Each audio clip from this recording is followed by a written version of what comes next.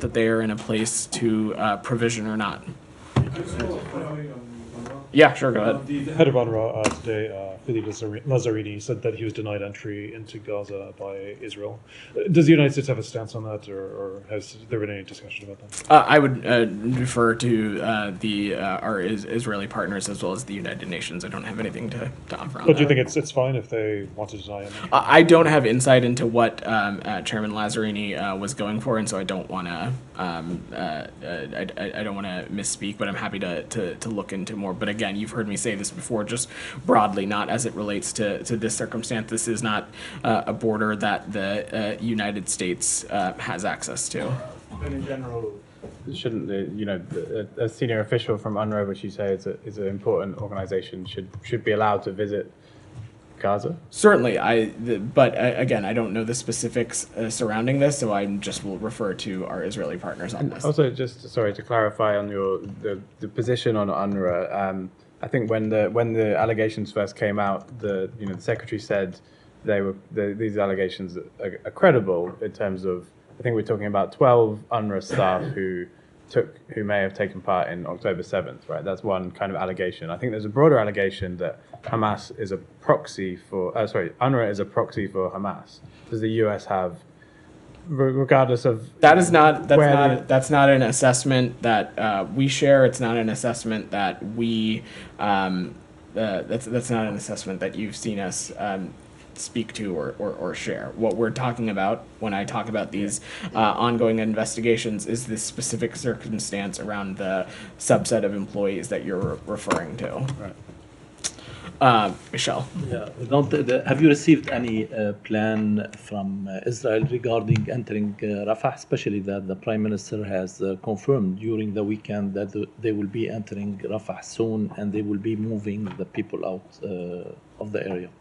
We have not seen any details to that plan, and we have been clear at the highest levels that Israel cannot and should not proceed with a full-scale military operation in Rafah without a credible and implementable plan for ensuring the safety and support for more than the 1 million people sheltering there. So no, we have not seen the details of that plan. The government of Israel has said that they will implement a humanitarian assistance plan. They've said that publicly, but we have not seen anything yet. So, sorry, what do you say? You've been clear that Israel cannot and should not start a Rafah operation. What does that mean, cannot? I mean, of course they can. Right? What do you mean, Matt? Well, you say that they cannot and should not start an operation in Rafah without this plan, but I don't understand your use of the word cannot. Certainly, yes. I will just, to take a step back. If there's a plan or not, they can do it. Right? Let me just say that, again, Israel, of course, is a sovereign country. I say cannot as a turn of words to express our dire and immense concern about any kind of impending... I get that, but I mean, it's not an issue of can. It's an issue of whether they should or not. Correct. Okay. I will also just note, though, Matt, even in the, if we're going to parse on the specific of the words, well, you were the one who used it. Not no. I mean, I just to say that even in the, if we're focusing on the can of it all, there continues to be a lot that needs to be dealt with in the context of Rafah. One, you've heard us say this before, more than 1 million people are sheltering there. Rafah as a region overall is a conduit for entry of humanitarian aid. It's also a conduit for departure of foreign nationals. So without a serious, credible plan that addresses all of this stuff, I think it would be very difficult to conduct something like this. So perhaps they cannot even do something like this without a credible plan. Vedant, can I just follow up on Matt? Sorry. Because last week, the top Israeli commander, military commander, talked about something like 3 islands. He called them human islands and so on, for moving 1.4 million people.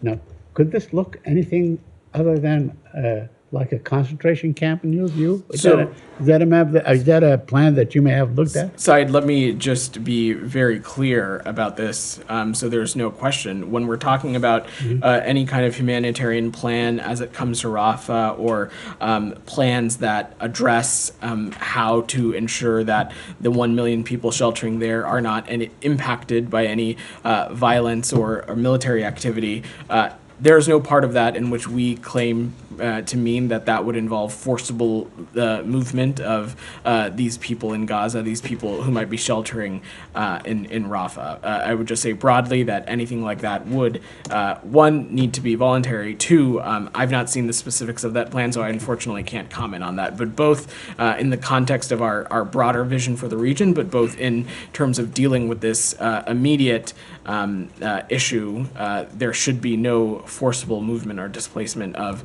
the Palestinian people. Go ahead. Vedant, I'll stay also in Gaza. Yeah. Last evening, our colleague, our correspondent, was arrested by ADF in Al-Shifa complex outskirts. He was wearing his vest, his helmet, he has his equipment with him. He was beaten, stripped, and got his equipment destroyed. This is, the IDF clearly saw that he's a journalist with his equipment, and this didn't stop them. And just add him to a long list of journalists that have been either killed, injured, or detained by the Israeli forces. Do you have any comments? We're aware of those reports, and we've asked the government of Israel for more information. But in general, we have been very clear that journalists play a vital role, and that no journalist should be targeted in order to silence their voices in this conflict or any other. And the circumstances are as such in Gaza, where we believe the journalism and the voices of journalists is more important than ever. But again, as it relates to this specific situation, we've asked for more information, but I don't have any other specific comment on that. And about Al-Shifa Hospital, the ongoing operation, because the arresting happened right before this operation started, and that led us to believe that it is a way to black out what is going on in Al-Shifa complex. Do you hear from your Israeli partners why they are targeting this hospital? So I'm not going to speak to specific military tactics or assessments or operations from up here. Let me just say two things. First, President Biden, Secretary Blinken, others have made their points quite clear that civilians at hospitals, medical personnel, patients must be protected, and that hospitals must be enabled to be supported, to be run effectively, and to treat patients and to care for people who need help from these hospitals. I will also just note, though, that there is plenty of open source information out there that indicate Hamas's use of many different kinds of civilian institutions, including hospitals, to store weapons, to function as command and control centers, to house its fighters. There also is information that Hamas and Palestinian Islamic Jihad use some hospitals in the Gaza Strip, including Al-Shifa, and tunnels underneath to conceal and support their military operations and potentially hold hostages. So I'd refer you to the IDF to speak more to their specific operations. Alex, go ahead. Thank you, Vedant. On this or another topic? I got it. Moving to Russia, if I may. I think other people got questions on this, Please so I'll come back to you. In the region, unless someone still has anything on Gaza specifically. Go ahead, Ryan. Follow up on what they were asking about UNRWA. When you originally talked about the allegations against the 12 staff, you had said that UNRWA itself was the one that forwarded those allegations along. You said that you found them credible, but since then, UNRWA itself has said that its staff were tortured by Israel in order to get some of those confessions extracted. Does that change your view of the evidence that was presented by Israel? And if UNRWA was credible enough for you to believe the allegations the first time, is UNRWA credible enough when they make an allegation of torture against its staff? I've not seen that reporting, Ryan, but I will just note that we continue to find the allegations that were laid out a number of months ago to be credible, and we also welcome the swiftness at which UNRWA informed not just the United States but others about this, but also the swiftness in which the United Nations launched its own investigation mechanism and its own independent review, and we look forward to seeing those results. And to echo Secretary Blinken, we want these allegations thoroughly investigated so that there is clear accountability and measures put in place so this doesn't happen again. We want all this to happen because we believe very strongly that UNRWA plays a critical role in producing life-saving assistance in the region, not just in Gaza, but the broader Middle East as well. They are vital players when it comes to food, medicine, shelter, and other humanitarian support. Your position, which is in opposition, as they said, to so many allies around the world, has encouraged Congress to move forward with a ban. There's now an agreement between some Democrats and some Republicans to continue the ban, I think, throughout the rest of the year. Is that something that the State Department would support, tying the State Department's hands, even if the report comes back? You've heard me talk about this before broadly when it comes to the supplemental bill that is being negotiated in Congress. These are active and ongoing things that are happening, so I'm not going to go down a rabbit hole too much. But broadly, we support the contours of this supplemental bill. We believe that it is vital for what is required to support our Ukrainian partners, to support our Israeli partners. There's also funding in that supplemental bill for humanitarian aid, including a significant portion for Gaza. So these conversations are going to continue to happen, and I will let those the bill take more concrete shape. Anything else on Gaza before we move to anybody's got other? What's that? I have one on Honduras, but if that Yeah, well, I'll try to come back to you if I can. DR, go ahead. Thank you, Vedant. Yeah. One question on the Kurdistan region election. The Kurdistan region long delayed election, which was scheduled to be held in June 10. But today, the Kurdistan ruling party, KDP, announced that they will not participate in that election, and they said that the Iraqi top court is trying to imposing an illegal and unconstitutional election in the Kurdistan region, which is not acceptable for them. And this may result in further delay in that election. Do you have any comment and reaction to that? And does the United States willing to engage with the parties in the region to bring a solution to that matter? We've seen the KDP Politburo statement that they will boycott the upcoming Iraqi Kurdistan parliament elections.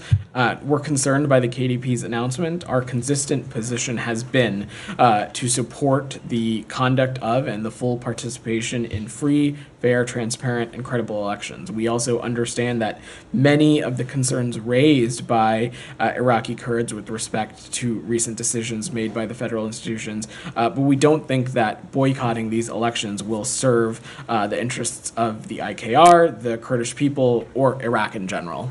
And one more question. Yep. The tensions between Kurdistan region and Baghdad is getting more intense and tense, especially after the Iraqi top court decisions against the Kurdistan region. So what's your reaction to that disputes, and how are you going to work with these two partners to bring a solution to that disputes? I will say we regularly engage with officials in Baghdad and Erbil about issues of shared interest, including Iraqi stability, rule of law, and enduring protections of all of Iraq's communities. But I'm not going to get into the details of these court decisions. Fundamentally, though, the administration believes that stabilizing Iraq through the protection of Iraqi minorities, preserving the electoral rights of those minorities, consistent with the Iraqi constitution, is going to lead to stability and security of the Iraqi Kurdistan region broadly. Thank you. Go ahead. Thank you, sir. Yeah. Pakistan's airstrikes hit multiple TTP sites, Taliban Pakistan sites inside Afghanistan that killed 8. And it was in response of a suicide bombing that killed 7 soldiers in Pakistan. Do you have any comments? So we've seen reports that Pakistan carried out airstrikes in Afghanistan in response to the attack in Khyber Pakhtunkhwa, Pakistan, on Saturday at a military post. We deeply regret the loss of life and injustices sustained during the attack in Pakistan and the loss of civilian lives during the strike in Afghanistan. We urge the Taliban to ensure that terrorist attacks are not launched from Afghan soil, and we urge Pakistan to exercise restraint and ensure civilians are not harmed in their counterterrorism efforts. And we urge both sides to address any differences. We remain committed to ensuring that Afghanistan never again becomes a safe haven for terrorists who wish to harm the United States or our partners and allies. So is United States is helping Pakistan in counterterrorism operations and intelligence sharing? We are in regular communication with Pakistani leaders to discuss Afghanistan in detail, including through our counterterrorism dialogue and other bilateral consultations. The U.S. Ambassador to Pakistan, Donald Bloom, met with the President Zardari, Prime Minister, and Foreign Minister, and discussed bilateral ties. Can you just tell us what really discussed in those meetings? I think you just answered the question for me. You said they discussed bilateral ties. So, look, I'm sure our embassy in Islamabad will have more to share on this. But Ambassador Bloom on March 15th did meet with Prime Minister Sharif to discuss a broad range of bilateral issues, as you said, partnering with the government of Pakistan on regional security, the United States' support for continued economic reforms with and through the International Monetary Fund, trade and investment, education, climate change, and other private sector-led economic growth issues that we continue to engage with our Pakistani partners on. And they discuss a number of range of other issues as well. Can I just briefly hop in on this? Yeah, sure. When you say call on Pakistan to exercise restraint, could you elaborate? Does that mean that they shouldn't have carried out the airstrikes, they shouldn't carry out further airstrikes? We're speaking to the previous question, yeah, right? No, yes. Yeah. Sean, any loss of civilian life is troubling and heartbreaking to us, and so we want to make sure that when some of these operations are being conducted, that every step possible is being taken, that it's the perpetrators that are being held to account, and that it's not civilians who are being impacted. Do you mind if I switch to a different topic? Not at all. Go ahead. Niger. There's been a lot of uncertainty about that. The junta's remarks appearing to sever military cooperation with the U.S. Do you have any update where things stand?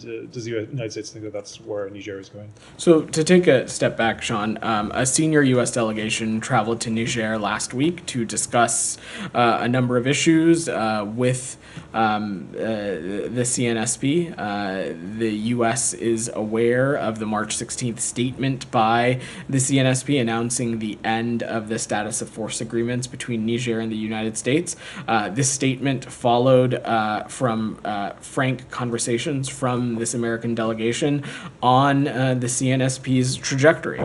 And we are in touch with the transition authorities to seek clarification of their comments and to discuss additional next steps. To seek clarification.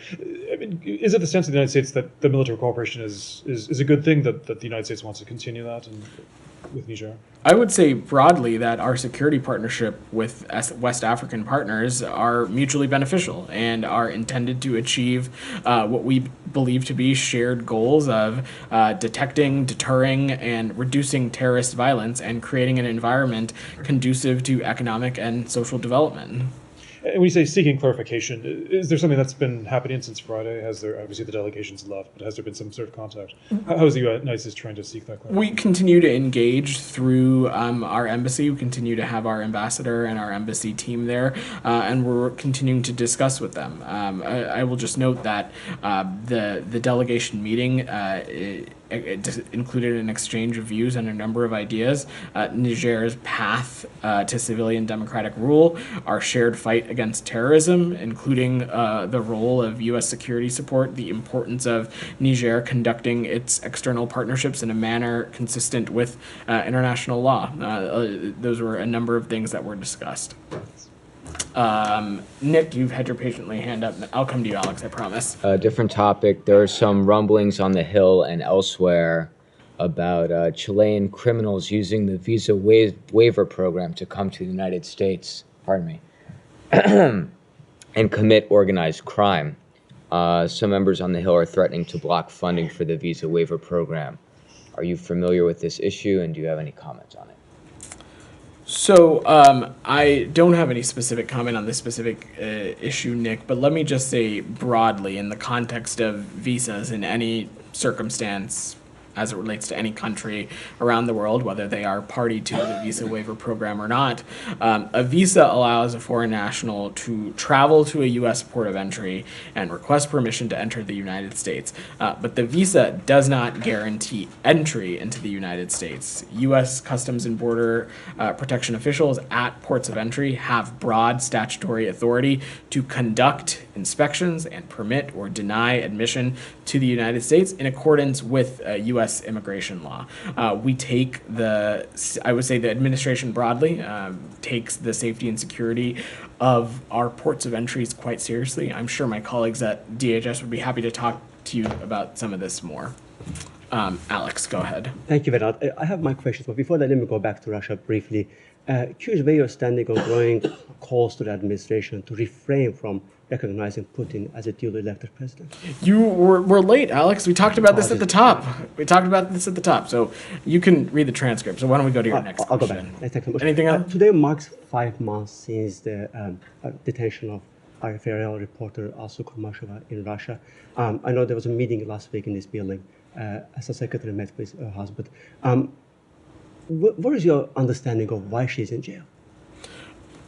Look, Alex, we believe her detention to be just another in a long line of the Russian Federation's actions of arbitrarily detaining journalists who are just doing their jobs. I will let them speak to any kind of sham explanation that they are providing, but this is something that we're going to continue to remain deeply engaged on. As you know, she is not an American citizen, so our options here are somewhat limited. You meant she is American citizen. Sorry, she's a dual citizen. She is a dual citizen, and therefore our ability to engage through appropriate consular channels are limited, because this is something that the Russian Federation often does when it is detaining dual nationals. Just to be clear, is that the reason to why the administration hasn't recognized her at the arrest as a detention as wrongful yet? Alex, there's a number of factors that go into these kinds of assessments, and I'm not going to speak to that deliberative process in specificity. What we don't hear from you is urgency. 5 months in, the Russian authorities have never allowed her to talk to her two daughters, her husband. Why is it taking this long? Alex, this is something that we're continuing to work around the clock. But again, I will remind you, we just spoke about this. When someone is detained as a dual national in the Russian Federation has a long track record of not giving respectful consular access consistent with the consular convention as it pertains to the other country. There is a clear track record of this, and so it should be no surprise that they are conducting themselves in this way. But we are continuing to be deeply engaged on this and work it around the clock. Thank you. On South Caucasus, if I may, Yeah. I'm just curious if you have anything for me on Special Advisor Bono's trip to the region. He has been there for a couple of days now, and meetings in Baku. What is he hoping to achieve this time around? I don't have any updates on his trip, but I'm happy to check with the team and get back to you. Okay. I'm going to work with him, Alex. I got you. Go ahead in the back. Yesterday, DPRK launched a missile again. So, do you have any reaction for yesterday's event? We strongly condemn, again, the March 18th ballistic missile launch. These launches, like all other ballistic missile launches in recent years, are in violation of multiple UN Security Council resolutions. They pose a threat to regional and international peace and security, and we continue to consult closely with the Republic of Korea, Japan, and other allies and partners about the best way to engage the DPRK, deter aggression, and coordinate international responses to the DPRK's violations of multiple UN Security Council resolutions. Brian, go ahead. On Honduras, so earlier this month, former president, as you know, was convicted of drug trafficking, but one of his major achievements aside from drug trafficking when he was in office was the creation of these kind of libertarian free market zones known as ZEEDs that have been really popular with crypto investors. So just, I think, last week, President Castro withdrew from the World Bank's settlement court in order to kind of fend off this $11 billion attack by these crypto investors on Honduras. $11 billion would be about a third of Honduras's entire budget. Now, you've been pressured by some senators to kind of support these libertarian zones that are used by the crypto utopians, and some senators have asked you to support Honduran sovereignty and democracy instead. Where does the State Department come down on this fight going on between American investors and the Honduran government? You know, Ryan, I'm going to have to check in with the team on that and get back to you, unfortunately. Michelle, go ahead. Yeah, I have two questions. Yeah. Vedant. One on Assistant Secretary Leaf. She's been visiting the Middle East since last week. What is she trying to achieve? What is she doing there? So, as you know, Assistant Secretary Leaf is a senior official of this department who's been engaged around the clock on the many issues currently facing the Middle East. I'm happy to check with the NEA Bureau if there's specific readouts that we can share as it relates to some of our engagements. And on Niger, is the U.S. delegation back to Washington? And what's going on with Niger? Is the U.S. planning to leave the country soon?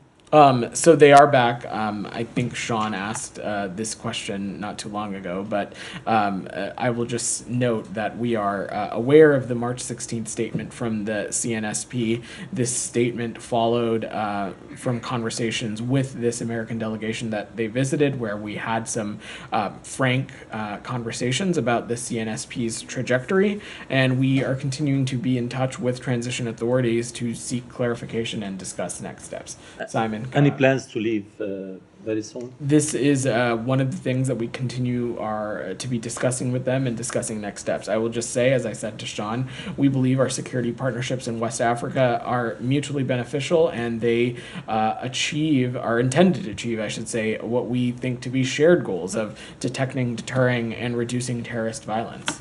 I can squeeze one in on Cuba. The Cuban Foreign Ministry said it summoned U.S. top diplomat Benjamin Ziff after protests on Sunday and accused the U.S. of interfering in Cuba's internal affairs. Do you have any response to that? Well, let me just be quite unambiguous about this, Simon. The United States is not behind these protests in Cuba, and the accusation of that is absurd.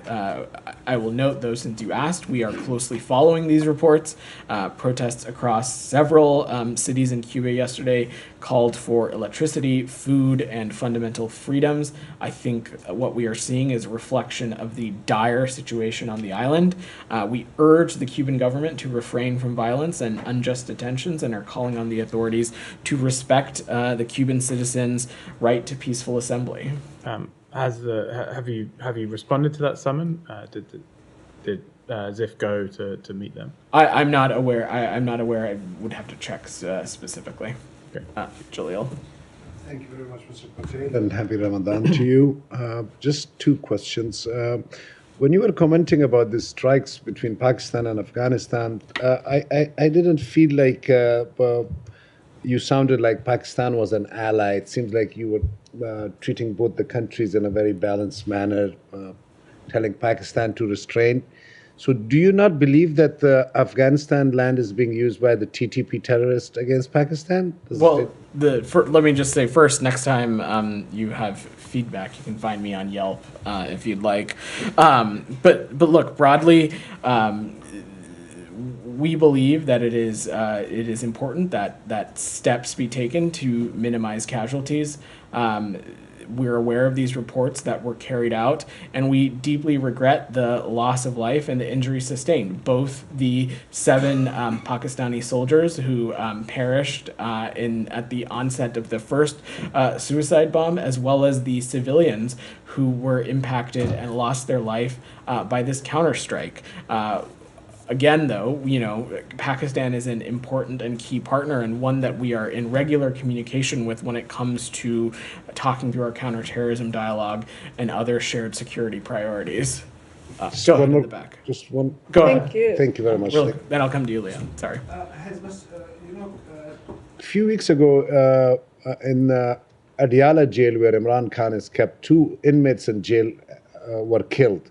Has Ambassador Bloom shared any concerns about Imran Khan's assassination or any security concerns with the State Department, or no? I don't have any specifics to offer on that, including as it relates to Ambassador Bloom's meeting with Prime Minister Sharif. I don't have any other specifics to offer beyond what I laid out. Leah, go ahead. Thank you. And then we'll wrap after you. Sure. Currently, the third Summit for Democracy is taking place in South Korea. Compared to the past 2 years, there's been less media coverage surrounding it, and there's been criticism of the U.S.'s invitee list as well as its message of democracy to the world, particularly from the global South.